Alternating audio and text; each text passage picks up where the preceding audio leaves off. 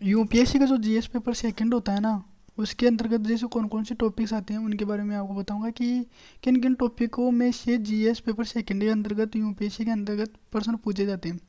ठीक है, तो पहला टॉपिक है भारतीय संविधान। भारतीय संविधान के अंतर्गत आपको ऐतिहासिक आधार, इसका विकास, विशेषताएं, संशोधन, महत्वपूर्ण प्रावधान और बुनियादी संरचना, ये सभी पूछे जाते हैं। ठीक है, उसके बाद जैसे संघ एवं राज्यों के कार्य तथा उत्तरदायित्व है, इसके बारे में पूछा जाएगा। संघीय ढांचे से संबंधित विषय एवं चुनौतियाँ, कि कौन कौन सी चुनौतियाँ हैं, कौन कौन से विषय हैं, उनके बारे में पूछा जाएगा। स्थानीय स्तर पर शक्तियाँ और वित्त का हस्तांतरण और उन और उसकी चुनौतियाँ, इनके बारे में पूछा जाएगा। ठीक है, विभिन्न घटकों के बीच शक्तियों का पृथक्करण, तो विभिन्न घटकों के बीच शक्तियों का पृथक्करण किस प्रकार से होता है उनके बारे में पूछा जाएगा। विवाद निवारण तंत्र तथा संस्थान, जीएस का जो सेकंड पेपर होगा उसके अंतर्गत ये टॉपिक्स पूछे जाएंगे कि विभिन्न घटकों के बीच शक्तियों का पृथक्करण, विवाद निवारण तंत्र तथा संस्थान क्या है। ठीक है, फिर पूछा जाता है कि भारतीय संविधान योजना की अन्य देशों के साथ तुलना, यानी भारतीय जो संविधान योजना है उसकी अन्य देशों के साथ क्या तुलना की जाती है, उसके बारे में पूछा जाएगा। संसद और राज्य विधायिका, जिसके अंतर्गत आपको संरचना, कार्य, कार्य संचालन, शक्तियाँ एवं विशेषाधिकार और इनसे उत्पन्न होने वाले विषय, इनके बारे में पूछा जाएगा। ठीक है, फिर जो अगला टॉपिक है वो है कार्यपालिका और न्यायपालिका, यानी जीएस पेपर सेकंड के अंतर्गत कार्यपालिका और न्यायपालिका पूछी जाती है, जिसके अंतर्गत आपको संरचना, संगठन और कार्य सरकार के मंत्रालय विभाग, यानी कार्य सरकार के जो मंत्रालय विभाग है उनके बारे में, प्रभाव समूह है, औपचारिक अनौपचारिक संघ, शासन प्रणाली में उनकी भूमिका, इनके बारे में पूछा जाता है। ठीक है, जन प्रतिनिधित्व अधिनियम की जो मुख्य विशेषताएं हैं उनके बारे में पूछा जाएगा जीएस पेपर सेकंड में। विभिन्न संवैधानिक पदों की जो नियुक्तियाँ हैं, यानी विभिन्न जो संवैधानिक पद है जैसे आईएएस आईपीएस, या मान लो कि कौन से भी पद मान लो, सॉरी संवैधानिक पद के अंतर्गत जैसे जो मंत्रिमंडल या ऐसे जो संवैधानिक जो पद है उनके बारे में आपसे पूछा जाएगा। ठीक है, संवैधानिक निकायों की जो शक्तियाँ हैं उनके बारे में, कार्य और उत्तरदायित्व है कि उनका कार्य क्या है और उनके उत्तरदायित्व क्या है, उनके बारे में पूछा जाएगा। संविधि संविधिकी संविधिक, विनियामक और विभिन्न अर्ध न्यायिक जो निकाय है उनके बारे में पूछा जाएगा कि संविधिक क्या है, विनियामक और विभिन्न अर्ध न्यायिक निकाय क्या है। ठीक है, सरकारी नीतियाँ और विभिन्न क्षेत्रों के विकास के लिए जो हस्तक्षेप और उनके अभिकल्पन तथा कार्यान्वयन के कारण जो उत्पन्न विषय है उनके बारे में पूछा जाएगा। सरकारी नीतियाँ और विभिन्न क्षेत्रों में विकास के लिए जो हस्तक्षेप है वो और उनके अभिकल्पन तथा कार्यान्वयन के कारण जो उत्पन्न विषय है उनके बारे में पूछा जाएगा।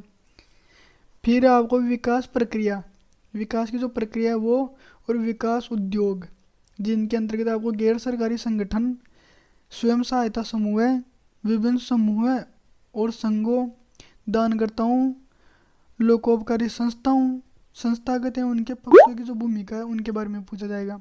ठीक है, केंद्र एवं राज्यों द्वारा जनसंख्या के अति संवेदनशील वर्गों के लिए जो कल्याणकारी योजनाएं हैं उनके बारे में पूछा जाएगा, और इन योजनाओं का कार्य, इनके बारे में पूछा जाएगा।